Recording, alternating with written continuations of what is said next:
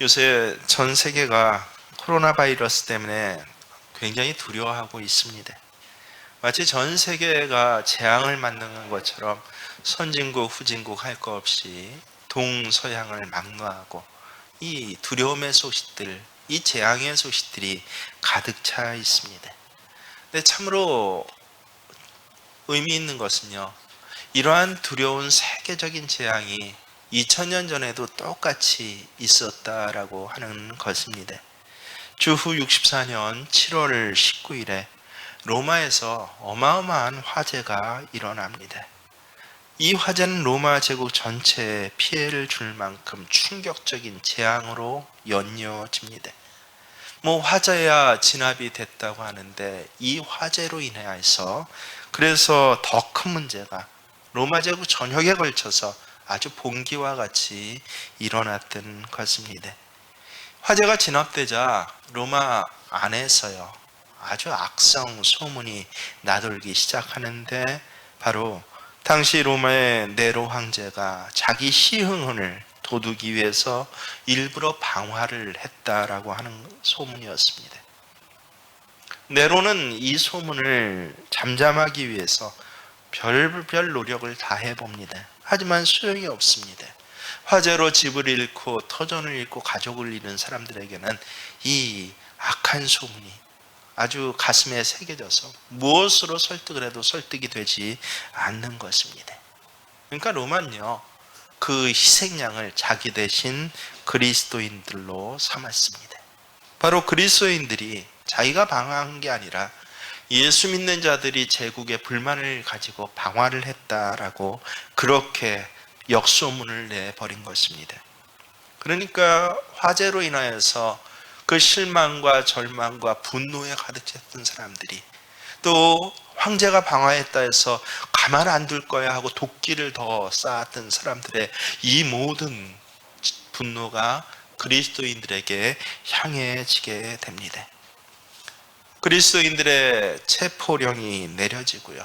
체포할 때부터 옥에 갇혀서 그리고 그를 신문하고 죽일 때까지 로마 제국 전역이 이와 같은 일은 없었다. 그때는 귀족도 소용이 없습니다. 상인도 소용이 없습니다. 그리스도인으로 찍혀서 붙잡혀 오게 되면 그 누구라도 어마어마한 그러한 고난을 당해야 했던 것입니다. 어떤 그리스도인은 십자가 형틀에서 고통스럽게 죽음을 당하기도 합니다. 날마다 십자가에 달린 시체가 눈앞에 세워지는 것입니다. 어떤 그리스도인은 사자의 밥이 되기도 합니다. 어떤 그리스도인은 사지가 갈기갈기 찢어진 채 죽임을 당했습니다. 결국은 대부분의 그리스도인들이 이 무시무시한 박해를 피해서 로마를 떠나서 지금의 터키인 소아시아 지방으로 그렇게 도망을 가게 됩니다. 소아시아도 로마 제국 번뇌 아닙니까? 그래서 거기서 제대로 떳떳하게 살질 못하고 저 산속에 마침 터키 지형에 따라 그 바위굴 깊은 둥지에 들어가서 그렇게 심지어는 50m, 100m가 넘는 그런 카타콤으로 들어가서 살게 되는 것입니다. 그 카타콤 속에서 햇빛 하나 보지 못하고 이 나머지 생을 살아야 할 것 같았던 그리스도인들에게 소망이 어디 있습니까? 삶이란 도대체 무엇이겠습니까? 바로 이러한 고난의 시기 전후에 쓰여진 것이 오늘 우리가 봉독한 성경 베드로서입니다. 베드로서는 사실은 굉장히 고급스러운 문체, 어려운 문체로 쓰여졌습니다. 아마 신약 성경에서 가장 공부 많이 한 박사급이 쓴 그런 책이다라고 문형적으로 판단할 때는, 하지만 메시지는요, 놀랍게도 굉장히 단순하고 아주 정확합니다. 무엇입니까? 고난은 고통이지만 절망이 아니다라고 하는 것입니다. 오히려 이 고난을 통해서 하나님께서 분명하게 복을 내리신다라고 하는 것입니다. 어떻게 고난이 고통이 아니고 축복의 통로가 됩니까? 오늘 3절 말씀을 함께 읽습니다. 우리 주 예수 그리스도의 아버지 하나님을 찬송하리로다. 그의 많으신 긍휼대로 예수 그리스도를 죽은 자 가운데서 부활하게 하심으로 말미암아 우리를 거듭나게 하사 산 소망이 있게 하시며. 여러분, 오늘 말씀은요, 정독하시면서 성경과 같이 보셔야 합니다. 여러분, 우리에게 산 소망이 있게 하시면, 왜 우리에게 어떻게 해서 산 소망이 있다고 하십니까? 우리를 거듭나게 하사 산 소망이 있게 하셨다라고 하는 것입니다. 하나님께서 우리를 거듭나게 하사. 그러면 거듭났다라는 뜻은 무엇입니까? 우리가 2번 태어났다는 것입니까?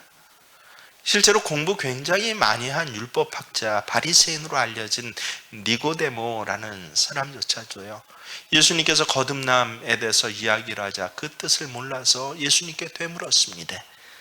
사람이 늙으면 어떻게 날 수 있겠습니까? 2번째 모태에 들어갔다 날 수 있사옵나이까? 라고 물은 적도 있습니다. 공부를 많이 한 당대의 학자라고 하면서도 이렇게 물을 수밖에 없었던 그 말이 바로 거듭남입니다. 도대체 세상 그전에 사용하던 용어로는 알 수가 없습니다. 하지만 예수님께서는 아주 이것을 이 잘못했다라고 그렇게 책망하지 아니하시고 아주 간단하게 알려주십니다. 거듭난다는 것은 숫자 2를 2번 태어나는 것을 가르치는 것이 아니라 물과 성령으로 다시 태어나는 것이야 라고요. 예쁜 새 한 쌍이요, 마침 이 부화기가 되어갖고 그렇게 알을 낳기 위해서 이 둥지를 짓는데, 참으로 예쁜, 눈에 보이는 그 나뭇가지 중에서 제일 예쁜 나뭇가지에 둥지를 짓고 있었습니다. 집이 거의 다 완성되어 갈 때, 이게 웬일입니까? 큰 마침마차가요, 그 볏짚을 가득 싣고 지나가다가 이 낮은 나뭇가지에 걸린 그 둥지를 치고 지나갔습니다. 그래서 하루 종일을 애쓴 것이 소용없이 둥지가 다 망가져 버렸습니다. 여러분이 그 새라면 어떻겠습니까? 내가 하루 종일 애썼는데. 근데 놀랍게도 이 새들은 실망하지 않고 다시 거듭 집을 짓기 시작합니다. 그래서 그 다음날 오후에는 정말 이 멋진 둥지를 완성하기에 이르렀습니다. 근데 황혼 때 또 농부한 사람이 이 지게에 나무를 많이 해갖고 그 밑을 지나가는데요, 그 지게에서 삐쭉 솟아오른 나무 하나가 그 둥지를 툭 하고 건드리게 되었습니다. 그 둥지가 다시 망가졌습니다. 여러분 어떻게 하시겠습니까? 대단한 새들이죠. 이 새들은 실망하지 않고 다음 날도 거듭 다시 또 그곳에 집을 지었습니다. 그러자 낮에 개구쟁이들이요, 그 밑을 지나가다가 매미채로 새 집을 무너뜨렸습니다. 그런데도 이 대단한 새들은요, 실망도 하지 않습니다. 결연한 의지를 가지고 나는 분명히 행복해질 수 있을 거야 라고 생각해서 마침 숲속이 조용해진 틈을 타서 다시 거듭 둥지를 만들고 마침내 그 안에 알을 낳아서 새끼를 부화시켰습니다. 귀여운 새 새끼 4마리가 삐약거리고 짹짹거리는 가운데 얼마나 행복함을 느꼈는지 모릅니다. 근데 며칠 지나지 않아서 이게 웬일입니까?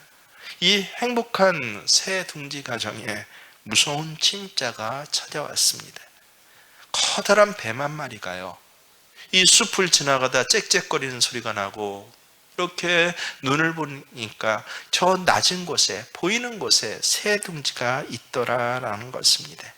그래서 바로 야 저기쯤이야 올라갈 수 있어 하고 그곳에 기어 올라가 새끼 4마리를 모두 잡아먹었다라고 하는 이야기입니다.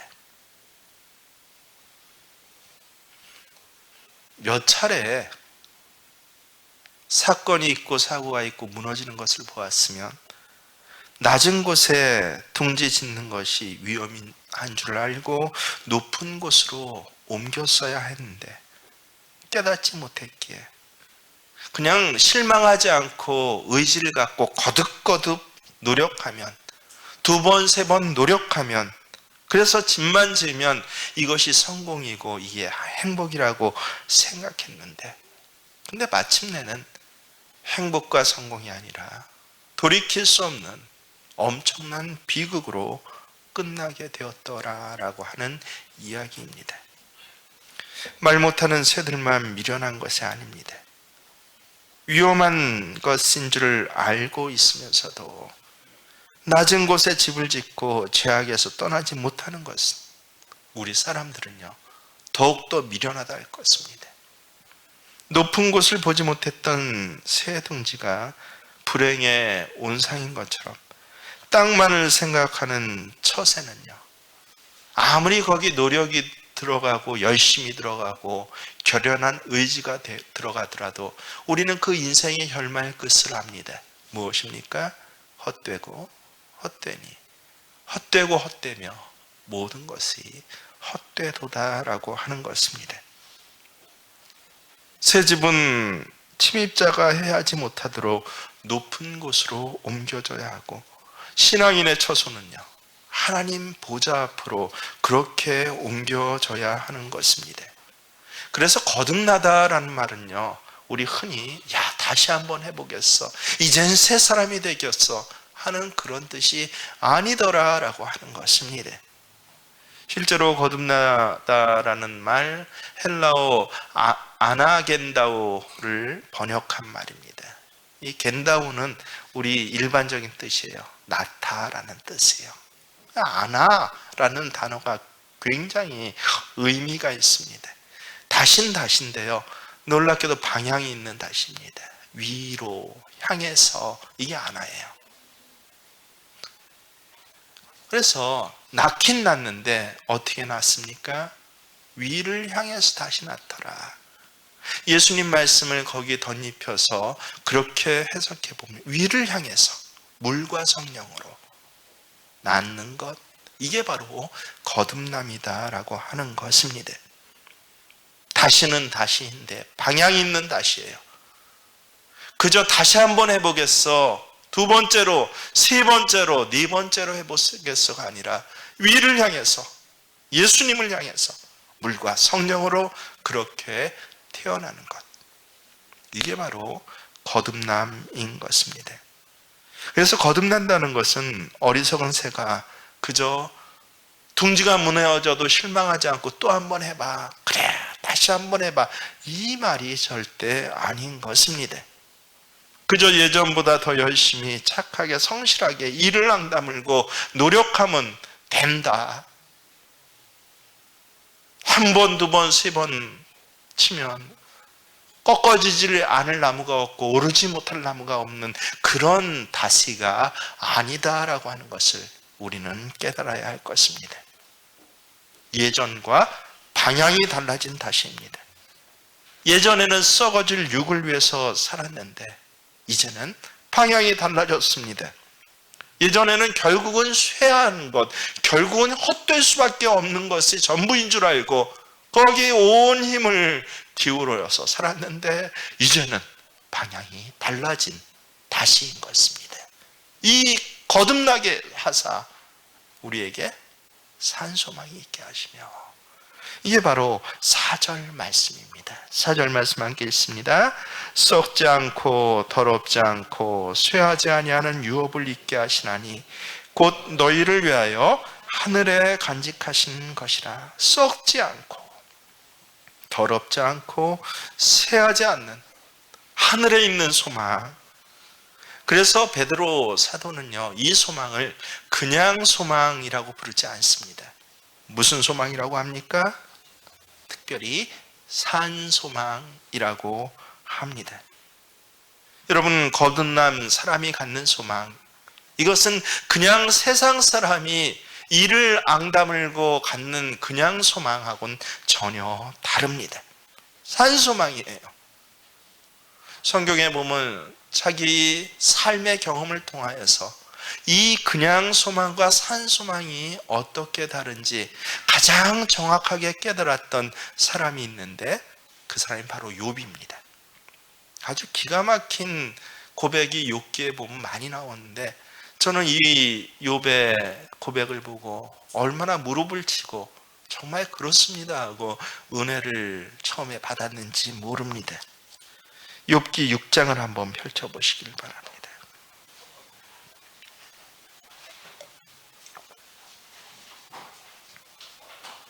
욥기 6장 6절에 보면요, 산소망을 얼마나 갈망하는지 아주 절절히 표현을 합니다. 6절 말씀을 함께 읽습니다. 싱거운 것이 소금 없이 먹히겠느냐, 닭의 알 흰자위가 맛있겠느냐. 욥기 6장에서 욥은요 쫄딱 망한 사람입니다. 쫄딱 망한 정도가 어느 정도입니까? 이른바 어마어마한 동방의 부자가요 가지고 있던 재산을 다 날려버렸습니다. 자식들은 한날 한시에 다 죽어버렸습니다. 그래도 마지막 끝까지 옆에서 위로자가 되어야 할 아내조차 욥을 조롱하고 저주하며 떠나갑니다. 그뿐입니까? 온몸에 병이 걸려서 기아장으로 몸을 긁어도 그 가려운 데와 그 아픈 데가 도움이 되지 않는, 음식 하나 제대로 삼킬 수 없는 그런 어마어마한 비참한 삶을 지금 살고 있는 중입니다. 이렇게 망한 사람이요 오늘 뭐라고 합니까? 소금기 없는 싱거운 것이 맛있겠느냐, 계란의 흰자위가 맛있겠냐라고 그렇게 마치 불평하는 것처럼 불평하고 있습니다. 거기다 더 기가 막힌 것은 무엇입니까? 7절에 보면 내 마음이 이런 것을 만지기도 싫어하나니 꺼리는 음식물 같이 여김이라. 만지기도 싫어한다는 거예요. 아니 소금기 없는 계란일지라도 계란 하나만 지금 먹을 수만 있어도 행복해요 라고 이렇게 고백해야 당연한 그런 상태에 있는 것이 바로 욥 아닙니까? 그저 목숨만 붙어 있어도 그저 이 고통만 좀 떠나가도 살겠어요 라고 그렇게 고백해야 할 사람인데, 그런데 어때요? 소금기 없는 음식 안 먹을래 라고 하는 것 같습니다. 아직 고생을 덜 해봐서 그렇습니까? 여러분 아니에요. 앞에부터 쭉 읽어보면요 고생 덜해서 아직 본때를 못 봐서 주제 파악을 못하는 것이 아니라요 망하고 나니까 깨달은 거예요. 기가 막힌 깨달음입니다. 그가 부자로 살기 이전의 삶은요 자기 딴에는 야, 난 잘 살아, 이 정도면 행복해라고, 이걸 절대로 뺏기지 않겠어라고, 그래서 혹시 하나님 앞에 죄라도 지을까봐, 하나님이 자기를 쳐서 이걸 뺏어가기로 또 할까봐 이렇게도 예배드리고 저렇게도 예배드리고, 자기가 모르는 것을 위해서도 예배드리고요, 아이들이 혹시 범죄했을까봐 하나님 아이들 범죄했으면 용서해 주세요라고 그렇게까지 예배 드렸던 사람이 욥이었습니다. 그러면서 이 행복이 계속되기를 원한 것이에요. 하지만 쫄딱 망하고 모든 것들을 다 빼앗기고 나니까 깨달았습니다. 무엇이에요? 그때 내가 가진 행복은 소금기 없는 음식이었다는 것입니다. 닭의 흰자와 같은 그런 맛밖에 즐기지 못했던 삶이었다는 뜻입니다. 그래서 욥은 그저 하나님 다시 몸 안 아프게 해주세요를 기도하지 않습니다. 여러분, 하나님 빼앗긴 것 다시 찾게 해주세요라고 기도하지 않습니다. 욥이 그 다음부터 기도하고 소원하는 것이 무엇입니까? 야, 다시 찾아봤자 이것은 예전처럼 또 다 빼앗길 수 있는 것들이야. 이것들은 소금기 없는 음식과 닭의 흰자위와 같은 삶이야 를 깨달았다는 것이에요. 그것들은 그냥 소망이었던 것입니다. 그저 하나님 다시 건강하게 해주시면 그건 아무것도 소용이 없는 것이야. 그래서 그는 그냥 소망이 아니라 산 소망을 구합니다. 8절에 보면 하지만 도대체 산 소망이 이 세상에 있을 것 같지가 않아요. 그래서 뭐라고 탄식합니까?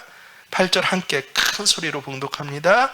나의 간구를 누가 들어줄 것이며 나의 소원을 하나님이 허락하시오. 산 소망이 있어야 돼.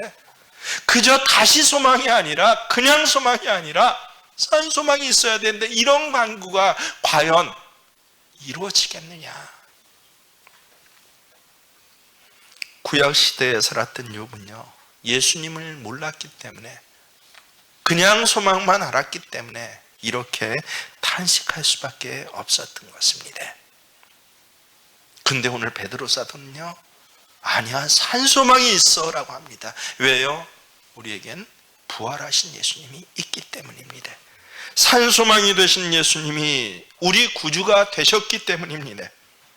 우리가 부활하신 예수님을 만나서 구원을 받고 지금 임마누엘, 우리와 함께하고 계신다라고 한다면 우리에게는 아무리 삶의 자리에 이런 어마어마한 고난 재난이 있을지라도 우리는 산소망이 있어 라고 그렇게 이야기하는 것입니다.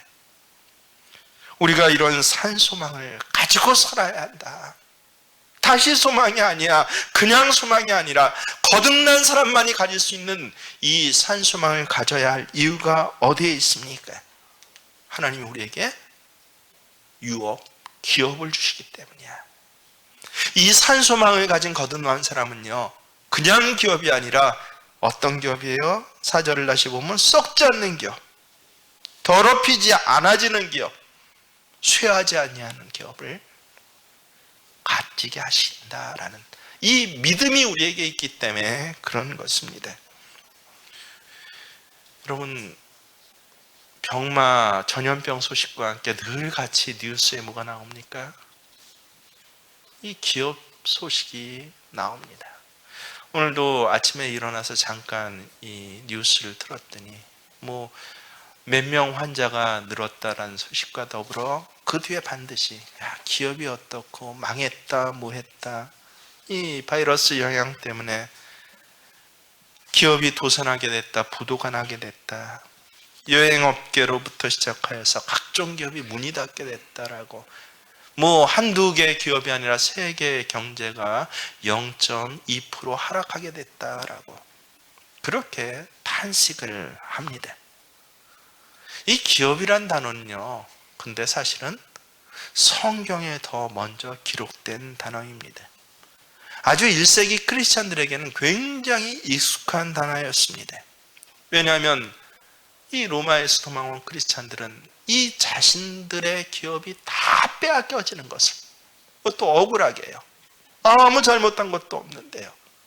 더욱이 예수님 잘 믿었는데 다 빼앗겨지게 된 것을 경험한 사람들이었습니다.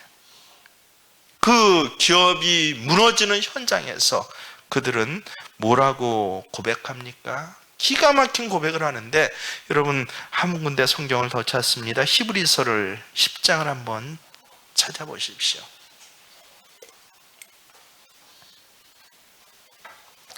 자, 히브리서 11장은 우리 믿음장으로 너무 잘 알죠? 11장 바로 전에 10장 저 뒤쪽에 34절 말씀입니다. 우리 함께 읽습니다. 너희가 갇힌 자를 동정하고 너희 소유를 빼앗기는 것도 기쁘게 당하는 것은 더 낫고 영구한 소유가 있는 줄 알미라. 그냥 비유법이 아니에요. 실제 어때요? 소유를 다 빼앗겼습니다. 그저 물질 정도만 빼앗긴 게 아니라 전 기업을, 자식들도, 사람의 관계도, 본인의 건강조차 다 빼앗겼습니다. 그런데 우리하고 다른 것이 무엇입니까? 이 기업을 다 빼앗길 때 어떻게 당했다고 해요? 기쁘게 당한 것은, 이 땅에서 기업이 무너지고 다 빼앗김을 당하면서도 기쁘게 당했다. 그 이유가 어디 있습니까? 더 낮고 영원한 소유가 있는 줄 알미라.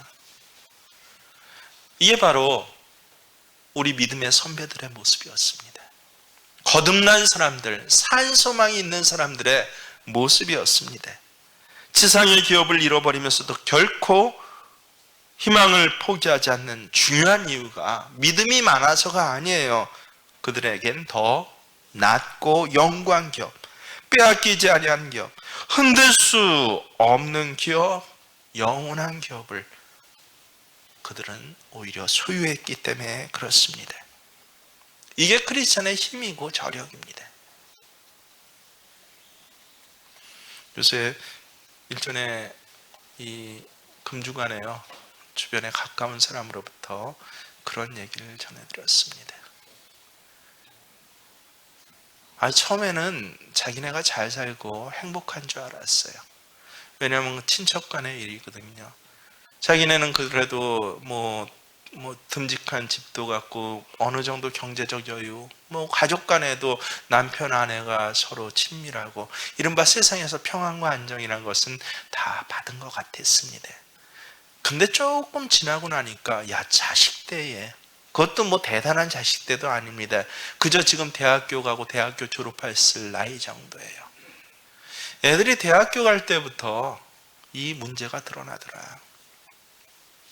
이른바 공부 잘해서 인류대 가서 어깨에 힘주는 그런 얘기를 하는 거 아니에요. 가족끼리의 얘기예요. 걱정이 되는 거예요. 하나하나 그때부터. 대학은 갈 수 있을까 없을까부터 걱정합니다. 대학 졸업하고 나니까. 그러니까 직장은 갈 수 있을까 없을까부터 걱정합니다. 그것뿐입니까? 그 가운데 세상에서 이리 치이고 저리 치면서 성품이 보통 문제가 된 것이 아니에요. 그래서 바라볼 때 가슴이 참 아픕니다. 그러면서 한탄처럼 이 친지에게 얘기하는 게, 전에는 내가 소망이 있고 행복한 줄 알았는데 지금 봤더니 당신이 참 행복한 사람입니다 라고. 그러면서 소망이 뭐로 바뀌어진 겁니까? 당대 잘 먹고 잘 살고 하는 것이 아니라 자식 때, 그게 더 귀한 소망이었구나 라고 그렇게 고백하는 얘기를 들었습니다. 제가 그 얘기를 들으면서 자식 때예요? 아니에요. 손주 때. 그러면 그게 더 뭐예요? 귀한 소망이고 진짜 소망이죠. 하지만 정말 소망은 어디에 있는 것이에요? 하나님 앞에서요. 하나님 앞에서 참으로 복되게 하나님 나 여기 있어요 라고 할 수 있다면 그게 바로 산소망인 것입니다. 이런 산소망을 가진 자의 삶의 결론은 무엇입니까? 저는 제가 굉장히 사랑하는, 말씀을 다 사랑하지만 간혹 우리 교회에서는 아마 설교를 안 한 것 같은데, 이 청년들하고 청년 집회할 때 늘 설교 구절로 꽂았던 게 이 베드로전서 1장 7절, 6, 7절 말씀입니다. 여러분 오늘 함께 읽어봅니다. 그러므로 너희가 이제 여러 가지 시험으로 말미암아 잠깐 근심하게 되지 않을 수 없으나 오히려 크게 기뻐하는도다. 너희의 믿음의 확실함은 불로 연단하여도 없어질 금보다 더 귀하여 예수 그리스도께서 나타나실 때 칭찬과 영광과 존귀를 얻게 하실 것이니라. 시험으로 말미암아 잠깐 근심하지 않을 수 없으나, 이 말씀을 오해하시면 안 돼요. 시험 자체를 기뻐하는 사람은 없습니다. 여기 있는 저조차도 시험은 아파요. 고통스럽습니다. 그래서 시험이 기뻐서 일부러 찾아다닌다. 이 시험도 나는 견뎌낼 수 있어. 여러분 이건 신앙이 아니라 저는 광신이라고 생각합니다. 시험은 모두에게 힘든 것이고 근심스러운 것입니다. 하나님은 우리가 예수 믿는다고 해서 무조건 좋은 것만 주시지 않습니다. 세상적인 복 그저 원하는 대로 마구마구 내려주시지 않는다는 것입니다. 오히려 예수 믿어서 더 어려운 다양한 시험과 그 시험 때문에 근심이 들어요. 우선 우리 크리스천들은요, 이 세상 사람이 당하는 그 모든 시험과 근심을 함께 겪습니다. 똑같이 당합니다. 예를 들어서 직장 잃거나 사업 어렵거나 혹은 몸에 병이라도 걸려 보십시오. 여러분 가운데 전염병 하나 누가 걸렸다고 한번 해보십시오. 예수 믿지 않는 사람들의 그 모든 고통, 그 모든 시험을 똑같이 우리는 받습니다. 그런데 거기다 더하여서 예수 믿는 사람들은요, 예수 믿지 않는 사람들이 당하지 않을 시험까지 더 위에 덧붙여 당합니다. 우선 이 세상 살아가면서 하나님의 뜻을 알지 못해서 고통당합니다. 예수 믿기 전에는 이런 고통 없었어요. 그냥 다른 사람하고 똑같이 그저 조금 선하고 조금 도덕적으로 살면 되는 줄 알았는데, 근데 그 정도가 아닌 것이에요. 예수 믿고 하나님 말씀 알게 되면서 야, 선하고 도덕적인 정도가 아니야. 내 삶의 인생의 방향을 어떻게 살아가야 할지 그 진로를 결정하기가 굉장히 힘듭니다. 마치 허허벌판에 혼자 던져진 것처럼 도대체 내가 어떤 방향으로 나아갈지 때로는 서로 알 수가 없습니다. 뿐만 아니라 우리가 조금이라도 죄 지어 보십시오. 세상 사람보다 더 심한 양심의 고통을 받습니다. 물론 죄 짓지 않으면 참 좋겠지만 예수 믿어도 죄 짓게 됩니다. 여전히 한편에서 죄가 좋아요. 그러면 우리는 세상 사람들은 어때요? 야, 이런 죄는 누구라도 지을 수 있어 하고 허허 참하고 넘어갑니다. 하지만 우리는 마음에 심한 고통을 느껴요. 기쁨을 다 잃어버립니다. 게다가 세상 사람들은 우리가 단순히 예수 믿는다는 이유 때문에 질투하고 시기하고 때로는 핍박합니다. 그래서 우리 크리스천들은요, 세상 사람들이 당하는 고통도 받고 거기에 더불어서 덧붙여서 하나님의 백성이 받는 고난까지 같이 당해야 합니다. 그래서 우리도 시험 당할 때 어때요? 근심스럽습니다. 저는 가장 큰 근심이요, 시험이요, 우리는 미래의 소망을 가지고 사는 사람 아닙니까? 지금 당장 어려운 가운데 있더라도 야, 장차 있을 하나님의 그 영광을 바라보면서 얼마든지 참을 수 있어요. 그런데 나름대로 아무리 기다려봐도 내 상황을 하나님 변화시켜 주지 않을 때 우리는 남보다 훨씬 더 낙담하게 되는 것입니다. 저는 이것이 예수 믿으면서 겪는 가장 큰 어려움이라고 그렇게 체험을 합니다. 우리가 예수 믿으면서 가장 힘든 것은요, 하나님으로부터는 아무 대답이 없는 것이에요. 그런데 나 혼자 그래도 나는 믿음을 지켜야 돼 라고 그렇게 하나님을 믿고 기다려야 하는 것이에요. 이때 마귀는요, 속삭입니다. 지금도 때는 늦지 않았다고. 이런 일은 하나님 기다리는 게 아니야. 이런 일엔 믿음이 필요한 게 아니라 뇌물이 필요한 거고 돈이 필요한 거고 술수가 필요한 거야. 이렇게 속삭일 때요. 그래서 더 늦기 전에 인간적인 방법을 한번 써봐라고요. 우리가 인간적인 방법을 썼을 때는 그래도 내가 해볼 만큼은 해봤는데 안 됐어라고 위안이 돼요. 그런데 그런 인간적인 방법조차 써보지 않고 하나님만 의지하다가 나쁜 결과를 얻게 되었을 때, 그때는 하나님이 너무도 원망스럽습니다. 이럴 땐 분명히 우리는 근심하게 됩니다. 그렇지 않습니까? 시험을 당하여 우리가 근심하나. 근데 놀라운 단어가 여기 하나 또 있네요. 근심은 근심인데 무슨 근심이에요? 자세히 보십시오.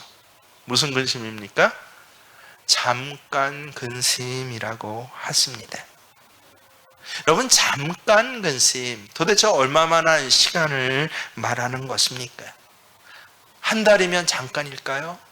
두 달이면 잠깐일까요? 10년 정도 근심하면 될까요? 아니면 20년을 근심해야 될까요? 성경에 기록된 것은 잠깐 근심이지만 도대체 이 잠깐이라는 시간이 얼마만한 시간인지 우리는 알 수가 없습니다. 측량이 안 되는 것이에요. 예를 들어서 사람이 물에 빠졌을 때 가만두면 잠깐 둬도 몇 분만 둬도 그 사람 분명히 죽게 될 것입니다.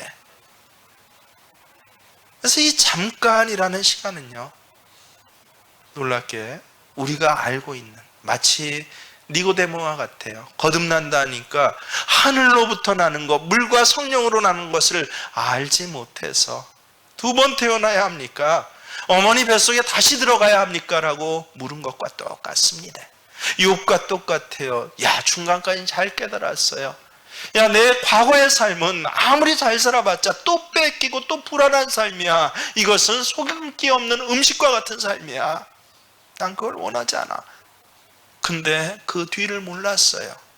그래서 과연 그런 소망이, 정말 알짜배기 소망이, 산 소망이 이 시대에 있을까라고 탄식한 것과 같이 이 잠깐 근심도 우리는 몰라요. 늘 뭐로 생각해요? 시간으로만 생각합니다. 야, 한 달만 버텨내겠어. 야, 두 달만 버텨내겠어. 사업을 하다 안 됩니다. 3년 정도만 평소 버텨내면 그 다음부터는 열린다더라. 3년이라는 시간을 버텨냈습니다. 근데도 안 열려요. 여러분 어떻게 하실 것입니까? 그래서 이 잠깐 근심은요, 우리 생각하는 시간이 아닙니다. 놀랍게도 이 잠깐은 무엇입니까? 하나님은요, 뭐를 잠깐이라고 하시냐면요, 우리 안에 믿음의 변화를 일으키셔 우리의 기질을 바꾸시고 우리의 목표가 바꿔지시는 그 기간을 잠깐이라고 하시는 것 여러분 아십니까? 어떤 사람은 정말 예수 믿고 영접하는 가운데 그 잠깐, 그 1시간, 2시간이 잠깐이 됩니다. 그때 그의 속사람과 인격과 삶의 목적이 바뀌고 체질이 바뀌어져요. 다음 날부터 정말 그렇게 살아가네요.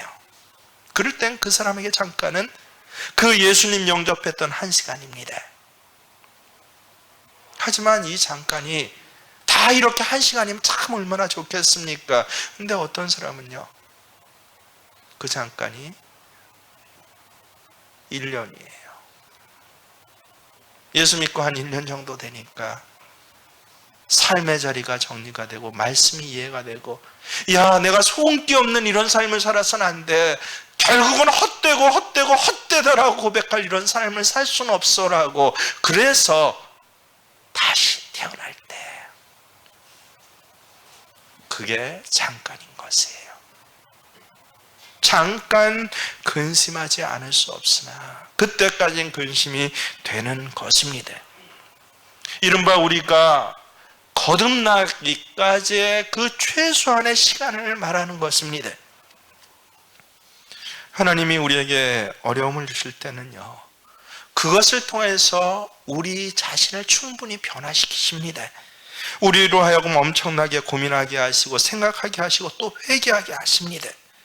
그 중에서 가장 중요한 것은요, 두 가지예요. 첫째는 우리의 교만을 버리게 하신다고 하십니까? 두 번째는 우리의 게으름을 버리게 하십니다. 이게 거듭난 사람의 특징입니다. 우리 속에 있는 교만은요, 언제 버려집니까? 여러분, 거듭날 때만 버려져요. 그렇지 않고 야, 교만 벗어났다, 그건 어떤 것입니까? 그거는 거듭남이 아니에요. 니고데모가 말한 2번 태어납니까? 라고 하는, 혹은 어리석은 새가 둥지 무너졌는데도 난 실망하지 않고 또 도전해보겠어 하는 그런 2번 하는 것이지 거듭난 게 아닙니다. 거듭난 사람은요, 교만이 버려지는데 어떻게 버려집니까? 엄청난 눈물을 통해서. 그렇게 눈물을 흘리고도 아주 조금 빠져나갈 뿐입니다. 그래서 실제로는 조금 겸손해진 것 같는데 이건 얼마나 대단한 일인지 모릅니다. 예를 들어서 어떤 물건을 정지해서 약품을 만들어낸다고 한번 해보세요. 요새는 제가 학교를 안 갔거나 이 시스템이 달라져서 그런 건 못 봤는데, 저 학교 다닐 때만 해도요, 이 화장실에 가면 남자 이 학생들 화장실에 뭐가 늘 있습니까? 오줌통이 늘 있습니다. 그러면 하루 정도, 이틀 정도 지나면 오줌통, 이 큰 말통으로 한 10개, 20개가 쫙 갖다 놨는데 가득가득 차게 되고 그게 또 교체가 됩니다. 도대체 저걸 뭐 하나 냄새하는데 저거 왜 봤나라고 했더니 그게 다 그대로 일본으로 수출이 된대요. 여러분 다 기억하시죠? 그러면 저렇게 어마어마한 오줌통을 저 수천 개, 수만 개가 넘을 거 아닙니까? 우리 학교 하나에서 저렇게 많이 나오냐? 한국 모든 중고등학교에서 그렇게 받았는데 거기서 뭐가 나옵니까? 아주 귀한 정제한 약이 나옵니다. 바로 이것과 같은 원리입니다.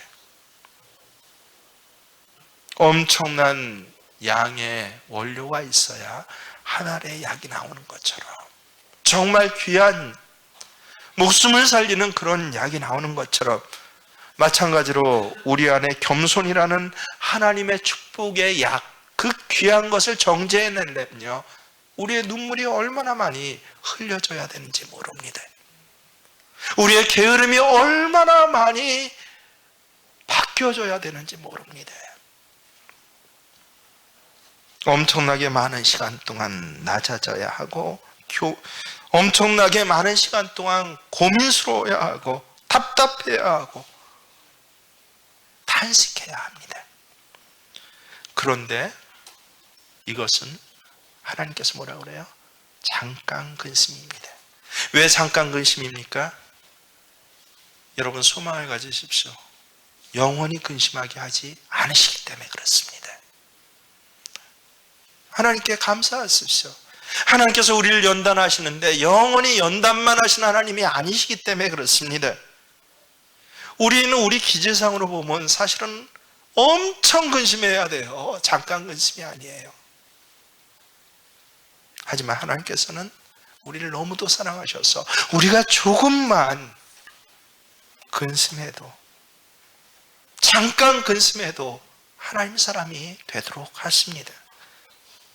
그래서 우리를 말할 수 없이 기뻐하게 하십니다. 왜냐하면 그렇게 된 사람에게, 이 잠깐 근심을 통과한 사람에게는요, 하나님의 말할 수 없는 복이 부어주시기 때문에 그렇습니다. 그게 7절 말씀이에요. 다시 한번 읽습니다.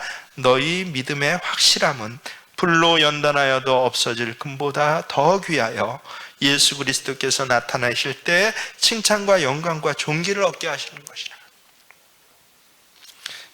그러기 위해서 하나님은 우리를 뭐 하신다고요? 연단하십니다.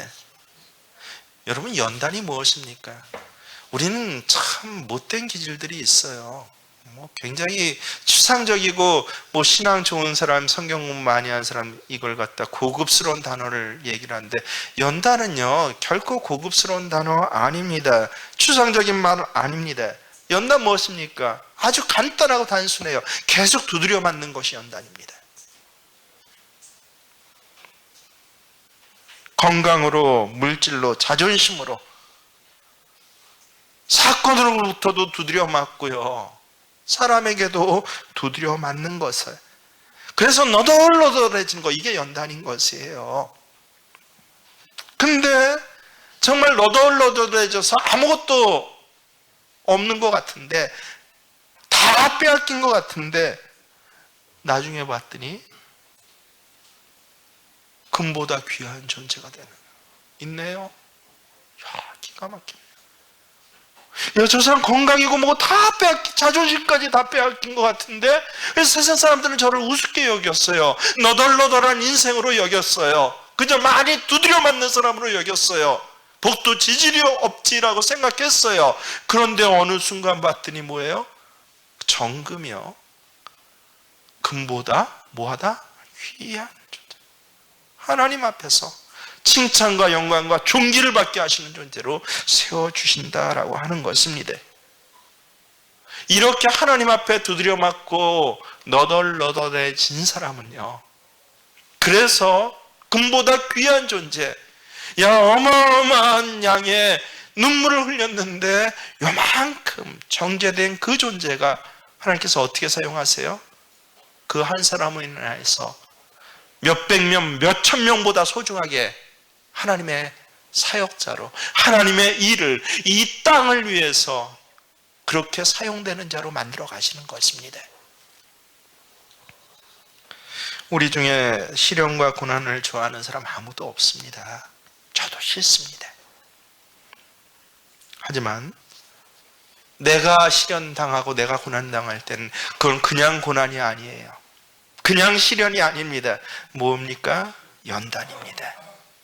그리고 그런 고난을 통해서 내가 고통하고 눈물을 흘리고 근심할 때는 그건 그냥 근심이 아닙니다. 무슨 근심입니까? 하나님, 잠깐 근심입니다. 세상 사람들은 두드려 맞고 근심하다 끝나버립니다. 하지만 부활하신 예수님 때문에 구원받고 이 예수 말씀을 끝까지 붙잡은 나는요, 두드려 맞아서 너덜너덜해진 것 같은데 하나님께서 잠깐 근심 후에 정금보다 더 귀한 존재로 세우셔서, 그래서 세상과 하나님 앞에서 칭찬과 영광과 존귀를 받게 하십니다. 이게 우리의 뭐예요? 산 소망입니다.